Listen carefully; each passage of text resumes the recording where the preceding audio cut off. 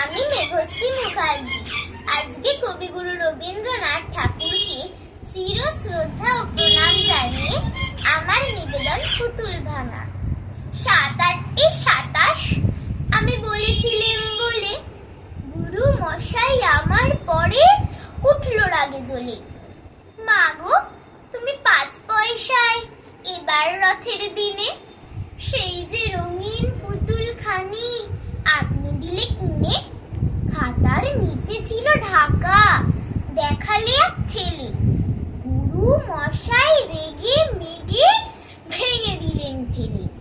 বললেন, তোর দিন রাত্রির কেবল যত খেলা, একটুও তোর মন বসে না পড়াশোনার বেলা। মা গো, আমি জানাই কাকে, ওর কি গুরু আছে? আমি যদি নালিশ করি এক্ষুনি তার কাছে। কোনো রকম খেলার পুতুল নেই কি মা ওর ঘরে? সত্যি কি ওর একটুও মন নেই পুতুলের ওপরে? সকাল সাজে তাদের নিয়ে করতে গিয়ে খেলা, কোনো পড়ায় করেননি কি কোনো রকম হেলা? ওর যদি সেই পুতুল নিয়ে ভাগিন কি হুড়াগে, বল দেখি মা ওর মনে তা কেমন তর লাগে। নমস্কার।